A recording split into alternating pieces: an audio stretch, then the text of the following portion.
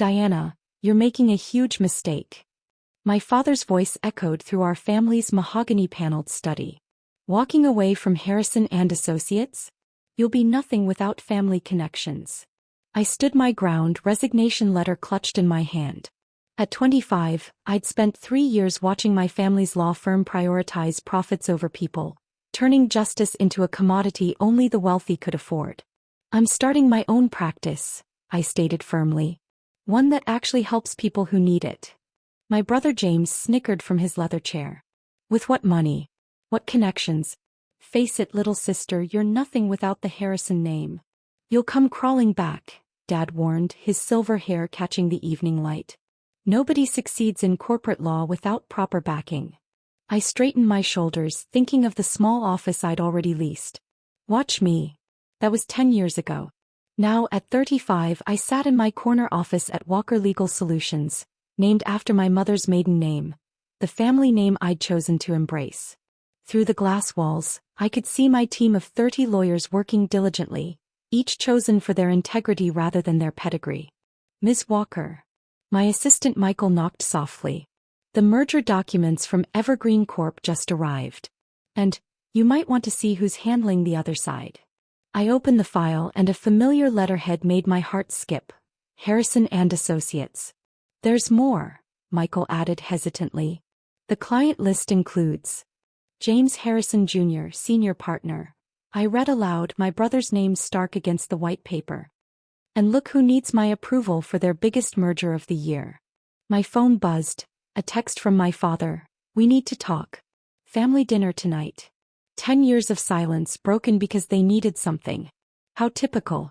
I'd built my firm from scratch, specializing in ethical corporate law and pro bono work for small businesses. We'd earned a reputation for integrity that attracted clients tired of old-school legal manipulation.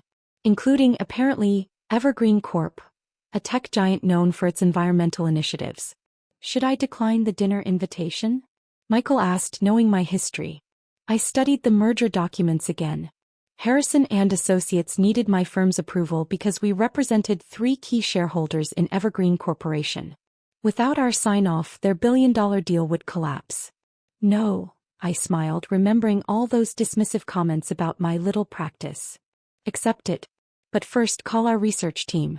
I want every detail about this merger before I face my family.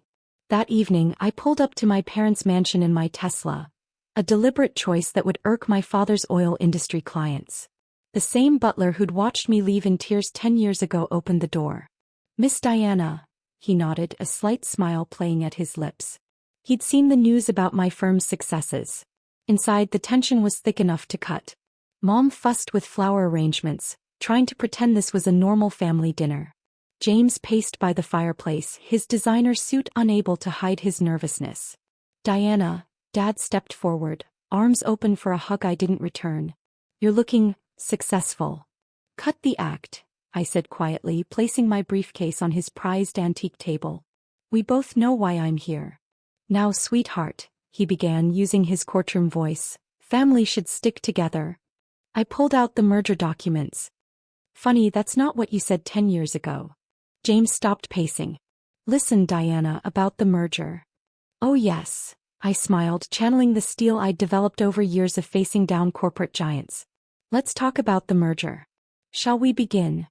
Their faces froze as I opened the file, years of dismissal and doubt about to come full circle. You can't seriously be considering blocking this merger, James sputtered, his perfectly styled hair showing signs of stress. It's worth billions. I settled into Dad's favorite leather chair, his power seat at the head of the dining table. The irony wasn't lost on anyone.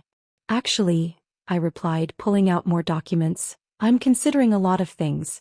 Like how Harrison and Associates conveniently buried the environmental impact reports on page 847 of the disclosure documents. Dad's face paled. Those reports are technically compliant. Technically. I raised an eyebrow. Like how you technically followed ethics guidelines when you dismissed Mrs. Rodriguez's wrongful termination case 10 years ago. Because she couldn't afford your retainer. That was business, he snapped. No, that was wrong. And it's why I left. I spread out the environmental reports. Just like these numbers are wrong. Evergreen Corp built its reputation on environmental responsibility. Did you think nobody would notice these violations? James leaned forward, desperation creeping into his voice. Diana, be reasonable. This merger would make the firm's year. My promotion to managing partner depends on it. Ah yes, the famous Harrison legacy. I pulled out my laptop. Let's talk about legacies. I turned the screen to show them my firm's latest statistics. Highest ethical compliance rating in the state, successful representation of over 200 small businesses pro bono, and a client satisfaction rate that made Harrison and Associates look amateur. This is my legacy, I stated firmly. Built without the Harrison name, without your connections, without compromising my principles.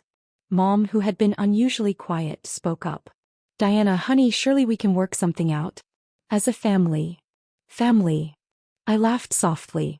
Was it family when you all mocked my little practice? When Dad told every legal contact in town not to work with me? The room fell silent. Even James had the grace to look ashamed. But you know what? I continued, closing my laptop. I should thank you. Every door you closed forced me to find another way.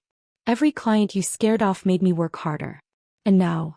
I gestured to the merger documents. Now your jobs depend on my signature. What do you want? Dad finally asked, his courtroom confidence cracking. I pulled out another file. One I'd prepared years ago, waiting for this moment. A complete restructuring of Harrison and Associates pro bono program. Real cases, real help for people who need it. And, I smiled, James steps down from the Environmental Law Division. That's my specialty. James protested. No, that's your profit center, I corrected. And you've proven you can't handle it ethically. Dad started to object, but I held up my hand. You have 24 hours to decide. Or I take these environmental reports to Evergreen Corp's board myself. You wouldn't, James whispered. It would destroy the firm. I stood, gathering my documents. 10 years ago you said I was nothing without this family. Care to test that theory? As I walked toward the door, Dad called out, Diana, wait. What happened to you? I turned, meeting his eyes. I became what you never expected, successful without being ruthless.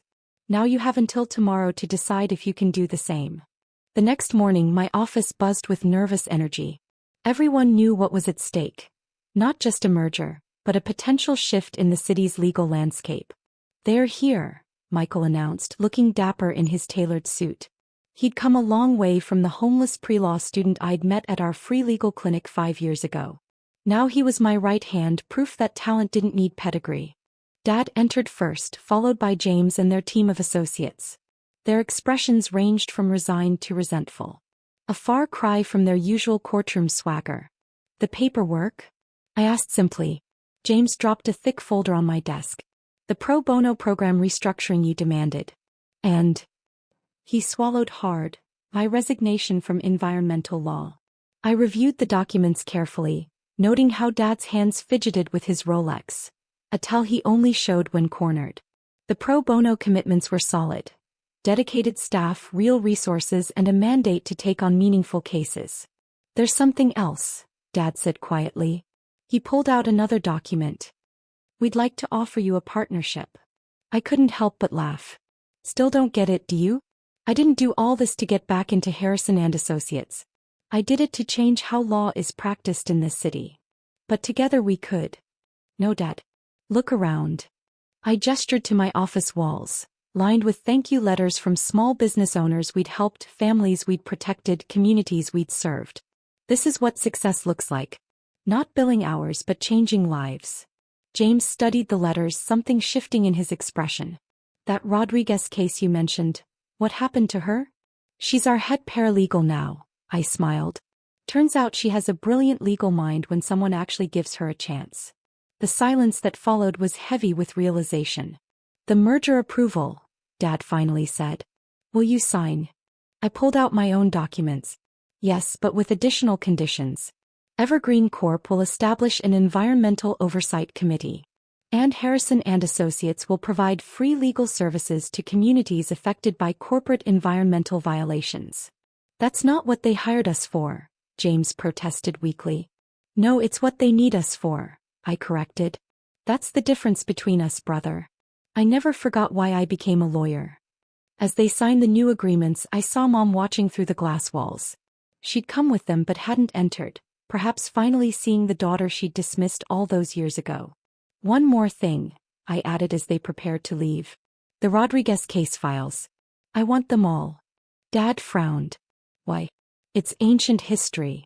Because next month we're launching a workers' rights initiative. In that case, it's going to be our template for change. They left quieter than they came, their expensive shoes clicking down the hallway of the firm they'd once mocked.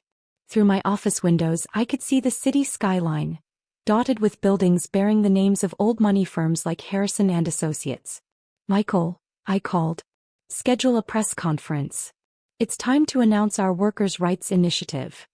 Already done, he grinned. And Mrs. Rodriguez wants to know if she can speak at it. I picked up a framed photo from my desk. My first client, a small restaurant owner who'd needed help fighting a corporate takeover. We'd won that case and everyone since, not because of connections but because of conviction. Ms. Walker. One of our junior associates poked her head in. The community center called. They need advice on their expansion project. Pro bono? Michael asked. Of course, I smiled. And Michael? Send my father the bill for today's merger consultation. Standard rates. The highest in the city, he noted with a smirk. Well, I said, gathering my files for the community center meeting, excellence doesn't come cheap. That's one lesson my family taught me that I actually kept. As I headed out, I passed our firm's mission statement, etched in glass. Justice shouldn't depend on wealth. Below it, in smaller letters, founded by Diana Walker. No family name needed. No connections required. Just principle, persistence, and the sweet satisfaction of proving them all wrong.